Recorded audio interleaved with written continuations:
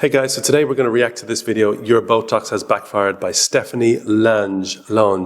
Let's go. I love Botox. People are like, what do you ask for when you go in? I'm like, I just go in, I'm like, me up, fam. I don't want to see any movement. Like, if I can move my eyebrow a quarter of an inch, I'm suing. People say this to me every day.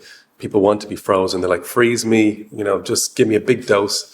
I never listen. And I know people think that I should just do whatever they want, but no, facial muscles are supposed to move. It's for communication. So switching off your muscles completely is a terrible idea. You can actually do Botox and still allow the face to move. Everywhere the light touches is Botox. It won't hurt a bit.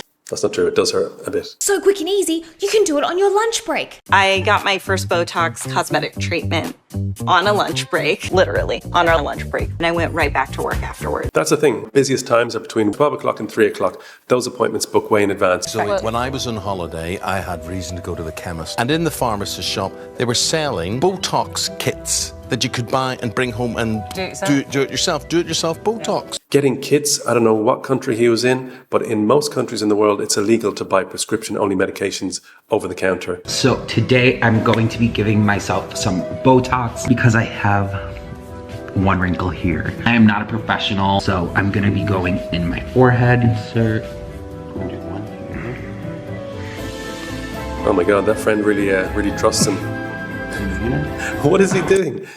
He's on his cheek. Doing Botox on the cheek means his friend won't be smiling for a couple of weeks. It's terrible. We met a pageant mom who says her 8-year-old complains about wrinkles.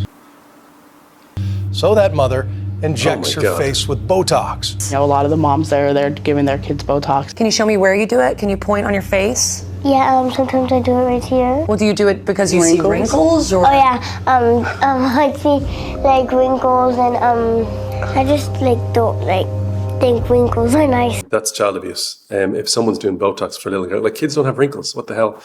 So if someone's doing Botox for their child, I would be worried that the mother has Munchausen by proxy. Do I worry about it? I can't say I really worry about it, no. And even your favorite furry pet. Would you believe dogs are actually getting doggy Botox? What?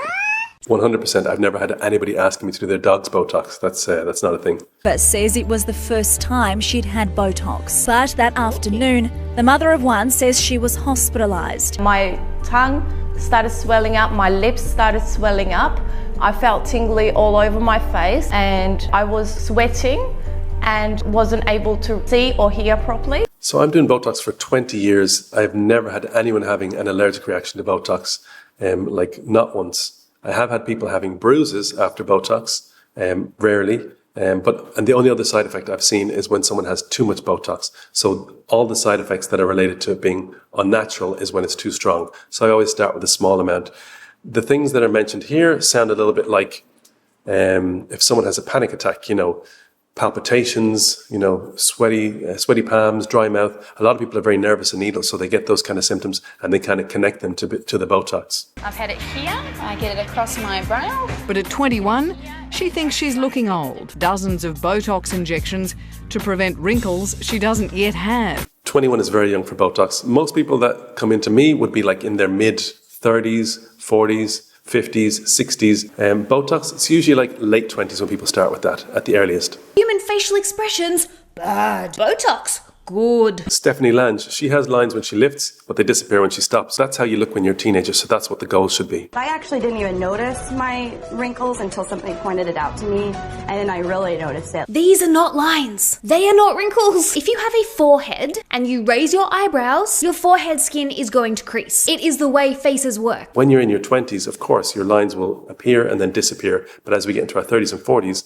older than Stephanie, those lines stay. They're actually starting to get etched in. Cue Heidi spending her hard-earned money on getting Botox at the age of 20 for wrinkles she doesn't even have. Agree. Etched in is a little bit dramatic. No one's wrinkles are etched in at 23 or 20, whatever age she is. And it's not just impressionable young women like Heidi who are falling for this preventative Botox scam. I know I certainly did. Okay, so probably the next most controversial thing I've had done would be Botox. I'm 27, by the way. I'm not a young person, so I think that I can get Botox if I want Botox. Look at her Botox. She can't move her forehead. Like, her eyebrows are permanently in this shape and she's talking and they're not moving. Look at my Botox. I can move my eyebrows. She's over Botoxed in that video. Not anymore. Right now, I'd say you're under Botox. I don't get Botox anymore. I mean, seriously, guys, look at these. And these. It's not fair to say someone's under Botox because you only need to do Botox if the lines are bugging you. If they're not bugging you, you 100% do not need Botox. Based on new research on Botox, we now know that not only is preventative Botox not going to stop you aging, it's actually going to make you look older faster. Face has aged years in the past couple of months, and I've finally figured out why. This line didn't do this before. I can't pull this side of my smile back. It's created this new wrinkle here that I've never had. That's right, you guys. Whilst you've been dutifully having your Botox injected into your face for months and years on end, you're actually causing your face to age faster. That's not true. In that example with that girl moving her face, she has a line that she hasn't seen before. If you had Botox in this area, that can totally change the way the muscles move. We don't do Botox in this area. You do age in more ways than just wrinkles though. Beyond just getting lines, we also get fat loss on the face. We lose fat in the cheeks. Our skull changes. The shape of your skull literally changes. Your skin quality changes. If you just do Botox on its own, you'll get a very characteristic look, which looks like someone who's had Botox and nothing else. And it looks done. So if you just do that, 100% you're going to look older. And if you're just doing Botox very, very strong before you need Botox, then you're going to look like someone older who's just doing Botox. So that's why people can look older, because they're not doing a holistic approach. They're not doing everything to improve the skin from a couple of different angles. No judgment from me. I've been there. I've done it. So how is it possible that preventative Botox can make you look older? You would think that if you start getting Botox young before you really develop wrinkles, you'll basically prevent them from starting, and thus you'll look younger for longer. And who wouldn't want that? Sign me up. But there's one very important fact that people seem to forget. It's not just wrinkles that makes people look older. What really makes people look older is the sagging and drooping of their facial skin and muscles. I agree. That's exactly what I was saying, that the face and aging of the face is more than just muscles. It's fat, it's soft tissue, it's ligaments, it's the bone reshaping, it's the muscles, it's the skin, it's all those things together. There's more to aging than muscles, and Botox is not the only thing you should do. And not only that, if people are just relying on Botox, then it's going to be unnatural because you're ignoring the other 4 or 5 things that cause aging. This is what your face looks like under your skin. A complex web of muscles and tendons that all work together to enable you to make facial expressions like smile and laugh and look angry and surprised. And they're also what is holding your face up. These are the areas that your Botox is being injected into. Not exactly true. You have muscles that pull down, muscles that pull down here, muscles that pull down here. So there are depressor muscles. So muscles don't just hold your face up, they also pull your face down. Sometimes weakening those muscles, like the brow, can give a brow lift. These are the areas that your Botox is being injected into, straight into that muscle. And due to that complex web of muscles under your facial skin, if your injector is even a millimeter off target, at worst you can end up looking like this poor girl who had Botox done the day before her wedding and then lost the ability to smile. Botox can affect muscles that you didn't intend to affect. The more water in the Botox, the further it flows. So if you put in the standard amount, or as a lot of people do, put in double the amount of water, then 1 unit of Botox injected here will spread 2 or 4 times further than you wanted it to spread.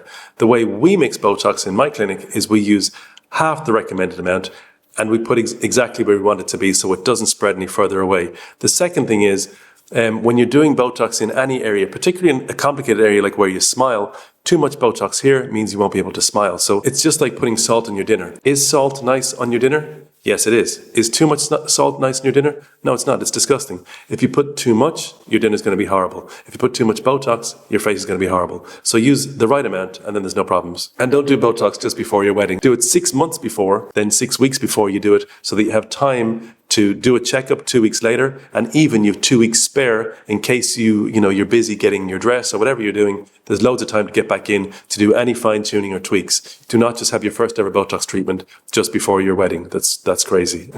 Hey guys, this is just me having a meltdown. I get married tomorrow, and the smile, trying to make jokes out of it and play it off or whatever. I don't think it's funny anymore. Or influencer Whitney Booha, who had her routine Botox injection just that little bit off target, and next thing she knew, she went from looking like this to this. Imagine getting Botox injections at your local med spa and ending up looking like this? It started with just a routine Botox appointment. In 20 years, I've only ever seen a lid ptosis once. I was working in a clinic and I got a phone call to say, will you see this lady who has an eyelid droop? And I was like, an eyelid droop? And this was already 5 years of doing treatments. I was like, oh no, I'm after drooping someone's eyelid. I was like, when did I see her? She's like, no, you didn't see her. And I'm like, so why am I fixing it? And she said, because she's afraid to go back to the guy who did the treatment. I'm like, she needs to go back to the guy who did the treatment. She was afraid to go back to him because while he was doing her treatment, he had a laptop open with a YouTube video showing how to do Botox. So this is what she told me. And I said, did you not think that was a little bit weird that the guy was learning how to do Botox from a YouTube video while he was doing your Botox? And she said, yeah, I thought maybe it was normal. Anyway, so don't ever let someone do your Botox if they're literally learning how to do it at the time. So it's very, very rare. Diluting Botox has a big impact on where Botox spreads to. The muscle that lifts your eyelid is right here. The muscle that we use to weaken the frown is just 1 centimeter away. So putting Botox in here, it's quite close to this muscle. Using 4 times concentrated Botox, using less Botox, and being precise with where you inject is going to prevent these kind of problems. It's rare, even with the dilute dose. It doesn't happen with the dose that I use. Also, if someone gets this, the solution is to use some eye drops. It weakens the effect of the Botox so the muscle gains its strength back. What happened was they went outside these magical lines, and if you go beyond that, what happened? They got into that muscle that specifically lifts that upper eyelid and a really odd, crazy appearance. It's not from going outside magical lines, it's from getting too close to this muscle. If you put Botox into any muscle, put it into your neck, put it into your arm, put it wherever, it's going to weaken that muscle. You do not put Botox into the muscle that opens your eye. Or at best, you might simply end up looking like Spock. It's like it's frozen or something. Oh, this? I got a Botox injection today. Not ideal, but not the end of the world. I think Kylie Jenner, for one, learned this lesson the hard way when it appears that her Botox injector became just a little bit too enthusiastic and made her look both angry and Spock-like in equal measure. But Spock eyebrow. It takes about 10 years for your eyebrows to come down about 1 millimeter. It's such a tiny amount. So 10 years, 1 millimeter. 20 years, maybe 2 millimeters. So if we lift your eyebrow up by 0.5 millimeter, a lot of people mightn't even notice the difference. So a lot of us want to see a big difference. So people get Botox done, they want a brow lift. They think 4 millimeters is better than 1 millimeter. It's not. Too much of a lift will look like that. It's going to look really weird. The perfect eyebrow arch is 12 to 14 degrees. Higher than that, and you look evil or like Angry Birds. Lower than that, and it looks masculine. So it is quite precise. It's all about precision. atrophy. Think about what happens to a muscle that you never move. What happens is that over time you begin to lose strength and muscle tone because muscles that you never use become weak. And weak muscles begin to sag and waste away, which for your face is not good news. 100% agree. Muscles are supposed to move. They're communication tools, and we use those muscles to be surprised, angry, or any combinations of muscles together to express all the possible emotions that humans can feel. If you put too much Botox in and nuke your muscles, freeze them completely, you no longer have emotions. And like she says, your muscles actually become so weak that you don't have any power on those muscles. So those muscles can atrophy completely. So not only do you temporarily weaken those muscles, but with a very high dose of Botox, you can actually get rid of the power of those muscles. 100%. Do not do super strong Botox. That's why Botox should be done for 3 to 4 months with a natural dose. Look what happened to YouTuber Amy when she had regular injections of Botox to slim her Masseter muscles. I've always had a really round, full face and prominent jawline. After my last treatment, I started to notice severe hollowing of my face. I looked gaunt. Here's a photo. Check this out. This is me. Oh my God. And now my skin on the lower half of my face begins to sag. The masseter muscle, people do it for 2 reasons. Number 1, for bruxism, because you're getting pain. You're waking up after clenching your jaw all night. So weakening that muscle gets rid of the pain. I think maybe half the people who do Botox for this area, for bruxism, do it for the pain. Number 2 is to narrow the face. Very popular with Asian patients because a lot of Asian patients can be self-conscious about having a square jaw, they call it. So doing Botox in this area can take some of that away.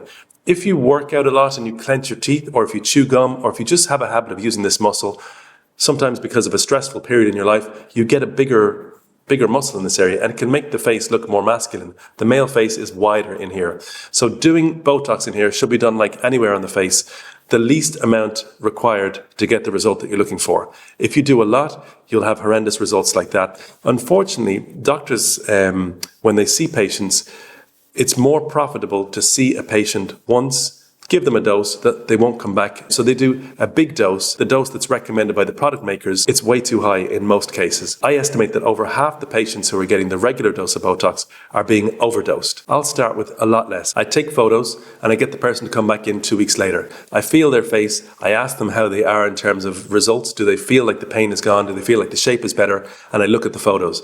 If the result is there, you don't need lots of Botox. It's ridiculous to overdose people. Just like the salt analogy, don't just put the whole salt cellar in your dinner. Put a little bit, have a taste, and add some more if needs be. A lot of doctors don't like to do this because it means they have to see patients 2 times, maybe 3 times for just one treatment. And it means that it's less efficient use of the doctor's time. But if you get it right the first time, then you can keep doing this dose for years and you don't have to worry about things like atrophy. Pulling back here, the width of your jaw will define how pulled back this section is. If you can narrow this section here, that's great. But remember, as we age, our face does lose some fat and we get some natural sagging. So if we're adding to that by taking away the support, then we get more sagging. Another reason not to do a very strong dose here is because you can get sagging. Like, have you ever seen an arm or a leg that's been in a cast for a long time? Because the person can't move the limb that's been in the plaster cast, the muscle in that limb that's not being moved gets so weak that sometimes it can even waste away. So if you compare that limb that's been in the cast to the muscles in a limb that has been used and has been active, you'll see exactly what I mean. Patients often come in, they're like, freeze me, nuke me. Muscles have a physiological function. Our muscles are supposed to move so we can communicate. If you don't move your muscle, just like any muscle in the body, it will get weaker. So we need to leave some movement there. We need to be able to lift the eyebrows up and frown just to the point so that when you stop, there are no lines, and that's enough. More than that is unnecessary. I mean, at least Dr. Tim Pierce is honest when he says injectors use the term baby Botox as a marketing tool. But essentially, I think baby Botox is basically a marketing term. It is a story that we tell that enables patients to feel a little bit more comfortable with having Botox at a younger age. Yes, it's true. A lot of people are nervous of Botox, and people prefer the idea of baby Botox. In my clinic, people come to me because they know that I do a natural result. I tell people, look, if you want to just put as much as possible, go somewhere else because I'm not going to do it. Sounds like something that's a little bit less threatening, a little bit less invasive, a little bit less extreme, a slightly gentle result. If you ask a 28-year-old who's having Botox, she probably feels more comfortable telling her friends that it's baby Botox. Makes a lot of sense from a marketing standpoint, but not very ethical when you're literally ruining women's faces. Ruining women's faces? There's a such thing as confirmation bias. I'm just as shocked as she is when I see someone with bad results. If you see one person with bad results, you will see 1, 2, 5, maybe 10 people with good results, except you don't see them. So when you only see the bad results, you think there only are bad results. In Hollywood, everyone is getting work done.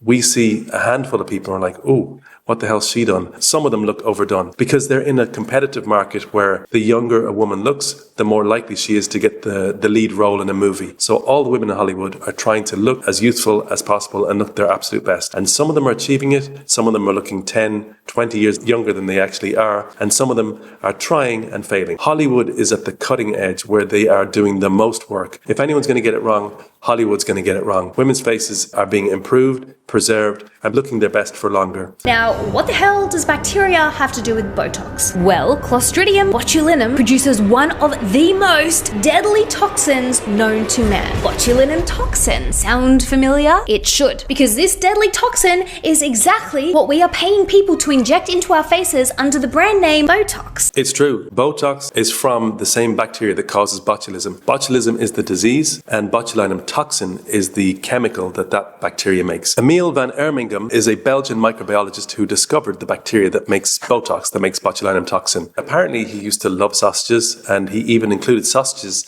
in his experiments. He used to feed raw sausages to, I guess, animals that he experimented on, but he even ate them himself to see how he would cope with botulinum toxin. He discovered that there was a bacteria that was making a toxin that was super powerful, and what it would do would paralyze your muscles. Paralyzing your muscles sounds relaxing until you can't breathe, because you need muscles to breathe. So you do not want to get botulism. Now, the factory where they make Botox is actually from my country, from Ireland. They make Botox for the whole world in the west of Ireland, a place called Westport. And they very precisely take a tiny, tiny amount of Botox. They take 4 grams of botulinum toxin. That is about a teaspoon worth. That is enough to make all the Botox to supply the world for a year. That teaspoon is divided into 80 million perfectly even amounts and then put into a jar and then sent across the world for people to use.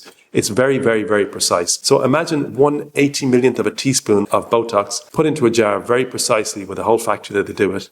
Then you add water to that, and then the doctor precisely measures units. When you have a disease, botulism, when you have eaten raw sausages or you haven't cooked your food properly, the amount of botulinum toxin in your system is completely unpredictable. The bacteria is alive in your system and it's making the toxin. When you have botulinum toxin injected, there is no bacteria in there. It is completely sterile. The toxin's there, but there are no live bacteria. So we know exactly how much toxin you're getting. It is the most toxic thing on the planet, but only because it takes such a small amount. When you're injecting small amounts into your body, of course it's at a safer level. It's causing damage in all the cells and stuff that it's touching as it's going through because it's paralyzing it.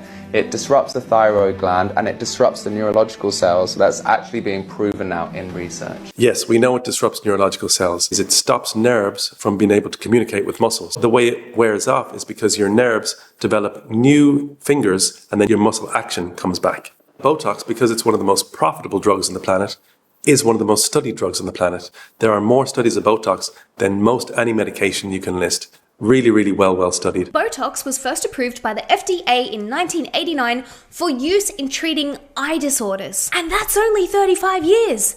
Botox is younger than I am. So how can we possibly know for certain that repeatedly injecting this deadly toxin into our facial muscles is safe long term? I mean, it would be a rare occurrence that someone gets a Botox injection and then immediately drops dead. But what about the girlies who get their Botox done every 3 to 4 months in multiple areas of their face like they are advised to do for years on end? There are millions of people getting Botox all over the world. 80 million jars per year being used for 25 years at this stage. And that's just Botox.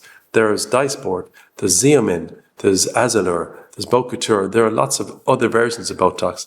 Botox has been used very, very safely, well studied, so it actually is safe. But what happens with these repeat injections of the same toxin is that after a while your body's like, hang on a minute, what's going on here? I keep being exposed to this same toxin over and over again. This is not good for me. I better do something about this. And so your body, which bear in mind is incredibly wise, will develop antibodies to Botox in an attempt to try and protect you from the toxin. So if you're wondering why the first couple of times you had Botox, the effect was really dramatic and it lasted a really long time. And over time, the more Botox injections you've had, the effect isn't as noticeable. And you feel like you need to get it more often because the effects are wearing off quicker. It's more than likely your body has developed antibodies to the Botox toxin. Disagree. I've been doing my wife's Botox for maybe 12 years. She has had the same dose now that she had 10 years ago. I don't believe antibodies happen with normal small doses. I think if you give people big doses, I think it's more likely to happen. One thing that happens to a lot of women is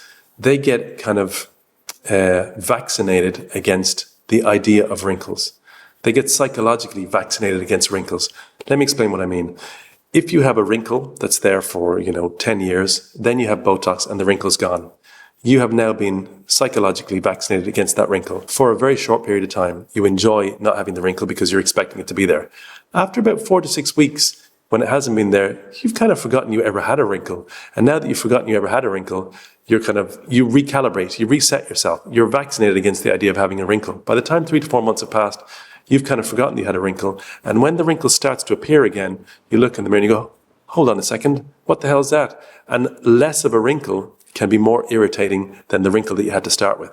So people can become kind of vaccinated against and hypersensitive to less wrinkles. When people come back in and they're like, my lines are worse than ever, I show them the picture from before they had Botox, I show them the picture now, and usually they recoil and go, oh my God, it was really bad. I'm like, yes, it was really bad. It hasn't fully worn off. I was with my friends and we were on the beach and we were all smiling and I looked closer and I was like, that's what everybody sees? The lines, just like in this video. The lines were so prominent, it's all I saw in the photograph. But now when I take photos and I see myself in photos, it's me, I just have fewer lines. Lad, you don't need Botox, you need therapy. You've just said you were living your best life, smiling loads, and someone photographed you and captured the wonderful moment, but instead of printing that picture out and hanging it on your wall so that you can be reminded of that happy moment, all you're focusing on is your lines? I have to agree, people do get a little bit carried away with wrinkles. Like, because we're used to seeing people with no lines on TV, I do commend Stephanie for making a video and making people aware that they're getting too much Botox. It's not normal, the amount of Botox people get. Freezing the face is not normal. So Stephanie is right in that, 100%. Mate, those aren't lines. That is simply and quite literally what a human face does when it smiles. I'm well aware that as a cosmetic doctor, I'm not saving lives, but I do know that a lot of people feel great. They feel very confident. What Stephanie hasn't mentioned and has missed, a lot of people feel a lot more confident when they look better. So when you do it naturally, when you do a treatment that looks good, people will say to you, you look well, you'll get compliments. People will say that you look good. When you're obsessed with your lines and you can't cope with having a single wrinkle and you have to get rid of every last line and you're in a social situation smiling and then the picture makes you lose your confidence, that's not what Botox is for. It's supposed to make you feel better about yourself. So if you're feeling worse, you're doing it wrong. There's also so many natural ways to keep your face looking healthy and youthful for as long as possible. Eating a really good diet. I know it seems boring. It's not as easy as just getting an injection into your face, but eating a good diet, organic if it's in your price range, full of nourishing whole foods, drinking plenty of good quality water, and here's what I do, eating lots of vitamin C. If you eat vitamin C, it actually helps your body to synthesize the collagen, which in theory should keep you looking younger for longer. So that's what I do. Okay, so that was a pretty interesting video, and I do respect Stephanie for speaking out. She did a very good video recently. You should check that out. Check out this video as well. Her other video is called Your Fillers Have Failed You, which she did 4 weeks ago, which is a very good video, which kind of talks about how fillers are being done wrong. My message for people getting Botox and fillers is there are a lot of people who are getting it done wrong. We see those people. We don't see the people who are getting it done right. It can be done right.